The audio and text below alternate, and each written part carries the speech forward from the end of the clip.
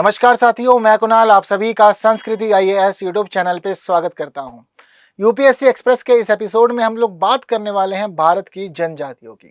तो इसी सीरीज में देखते हैं कि भारत की जनजातियां किस मामले में अपने आप में बहुत अधिक विशेष है, क्या है उनसे जुड़ी हुई प्रमुख बातें जिनको समझना जरूरी है। जैसा कि हम ये बात तो सामान्य तौर पर सुनते ही रहते हैं कि भारत विविधताओं से भरा हुआ देश है, तो भारत की इस विविधता में जनजातियों का भी विशेष स्थान है और इसीलिए इनको समझना भी बहुत अधिक जरूरी है।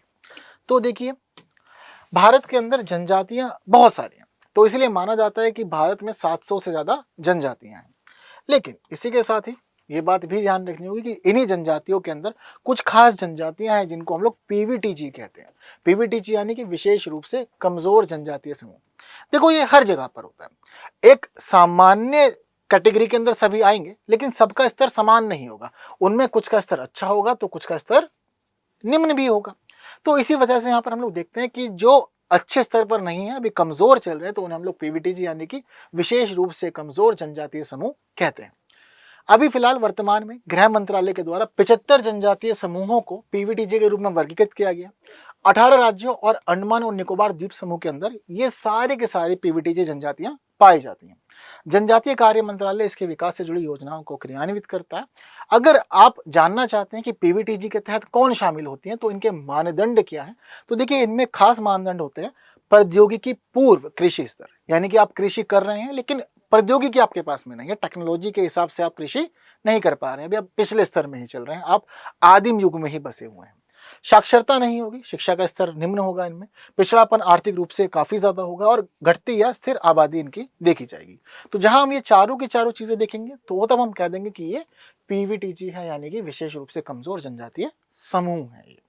ठीक, इसी के साथ साथ ये कैसे आई व्यवस्था में ये भी समझते हैं। दरअसल 1973 में डेबर आयोग के द्वारा सबसे कम विकसित जनजातियों को आदिम जनजातीय समूह कह दिया गया था। इस आयोग ने कहा कि जो सबसे कम होंगी विकसित, उनको हम लोग आदिम जनजातीय समूह के रूप में जानेंगे और इनकी एक अलग श्रेणी बना देंगे ताकि इनके लिए खास काम हो सके। तो भारत सरकार ने कहा कि भाई ठीक है, और भारत सरकार ने 1975 में कमजोर आदिवासी समूह के रूप में इनकी एक कैटेगरी बना दी और कैटेगरी बना करके इनमें 52 जनजातियों को शामिल कर दिया। 1993 में 23 और जनजातियां इसमें शामिल हो गई। सब कुछ ठीक था, लेकिन 2006 में भारत सरकार ने इसका नाम बदला और पीटीजी कहा जाता था, इसको पीटीजी से पीवीटीजी कर दिया, यानी कि कमजोर आदिवासी समूह से ये जाने जाने लगी विशेष रूप से कमजोर जनजातीय समूह के रूप में। ठीक है, तो अभी फिलहाल हम लोग स्थिति जानते हैं, तो पता लगता है कि सबसे अधिक इनकी संख्या ओडिशा में है 13, इसके बाद आंध्र प्रदेश में 12 पीवीटीजी हमारी। याद रखिएगा, इंपॉर्टेंट फैक्ट है और बहुत सारे एग्जामिनेशन में चीजें पूछी भी जा सकती हैं। ठीक है, वहीं कौन कौन सी है भारत की प्रमुख जनजातियां और कौन कौन सी अलग अलग राज्यों में प्रमुख है, जरा इनकी बातें भी जान लेते हैं अच्छे से। ठीक है, देखिए, सिक्किम की जो प्रमुख जनजातियां हैं उनमें शामिल है लेपचा, बूटिया, शेरपा और गुरुंग। असम की जो प्रमुख जनजातियां हैं उनमें शामिल है बोडो, डिम्सा, मिकिर, अबोर, डाफला, आपातानी, अंगामी। बिहार की प्रमुख जनजातियां हैं खोंड, गोंड, मुंडा, कौरवा, कोरा, चेरो, खेरवार आदि। मध्य प्रदेश की जो प्रमुख जनजातियां उनमें शामिल हैं पहाड़ी मारिया, मुरिया, दंडामी, गोंड, बेगा, परजा, भट्टरा, अगरिया, भील, सहरिया, कोरवा आदि। ओडिशा के अंदर जनजातियों में हम लोग देखते हैं बेगा, बंजारा, बड़होर, जुआंग, सवारा, करिया, खोंड, कंध, ये सभी पाई जाती हैं। पंजाब के अंदर जनजातियां हैं गद्दी, स्वांगला, भोट। अरुणाचल प्रदेश की जनजातियों की बात करें तो आपतानी, मिशमी, डाफला, मिरी, आकाश, सिम्फो, खामती आदि।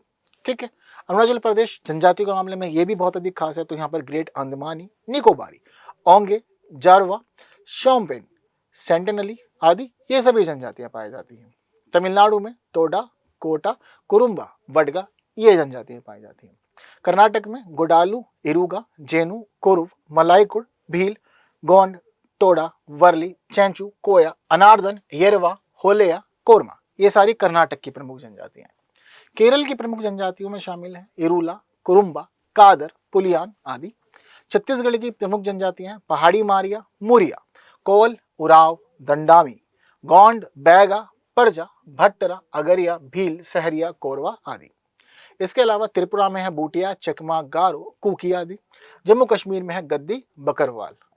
ठीक है, गुजरात में है भील, भावरे, भोरे कोले, बिजरी, बागड़ा, बोरशे, माली और पवार। उत्तर प्रदेश में है थारू, भाटिया, जौनसारी, भोक्शा, राजी, खासा, भूया, खरवार, मांझी, कौल आदि। उत्तराखंड के अंदर है भोटिया, थारू, जौनसारी, बुक्सा, राजी, माहीगिर, वन गुज्जर आदि। महाराष्ट्र में है वारली, भील, पवारा, कोकना, ठाकर, गोंड, माड़िया, कोरकू और माओजी। पश्चिम बंगाल में है असुर, भूमिज, बिरहोर, लोड़ा, लेप्चा, माघ, महली, मलपहरिया, पोलिया आदि। हिमाचल प्रदेश में है गद्दी, गुज्जर, किन्नर आदि। मणि में है कुकी, मैतेई, लेप्चा। मेघालय में खासी, जयंतिया और गारो, और इनके नाम पे पहाड़ियां भी है, ये आप जानते होंगे। ठीक है, तो नागालैंड नागा, अबोर, डाफला, अंगामी, कोन्याक, लोथा। झारखंड में संथालू, असुर, पहाड़िया, मुंडा, हो, बिरहोर, उराव, खरिया, तामरिया आदि। ठीक है, इसके अलावा आंध्र प्रदेश में चैचू, यंदई, कुरुम्बा, खोंड, बगदाज, कोया, बागता, गदाब आदि। और राजस्थान के अंदर मीणा, ये अपने आप में एक बहुत ही अच्छे उन्नत स्तर की जनजाति मानी जाती है और सिविल सर्विसेज में बहुत सारे लोग इस जनजाति के सिलेक्ट होते भी हैं। भील, गरसिया, सहरिया, सांसी, दमोर, मेवरावत, मेरात, कोली। ठीक है, तो ये सारी हमारी भारत की प्रमुख जनजातियां हैं। राज्यवार स्थिति के अकॉर्डिंग हम लोगों ने चीज़ों को समझा। तो क्या आपने किसी खास जनजाति के कल्चर को देखा है अपनी नज़रों से, पास से देखा है, तो मुझे कमेंट में ज़रूर बताना। और बाकी इन जनजातियों की स्थितियों को सुधार करने के लिए क्या किया जा सकता है, ये आप भी मुझे कमेंट में ज़रूर बताएंगे। तो आज की वीडियो में इतना ही, बाकी बातें करेंगे हम लोग हमारी आने वाली अगली वीडियो में कुछ नए विषयों के साथ। तब तक के लिए दीजिए मुझे विदा। Thank you so much.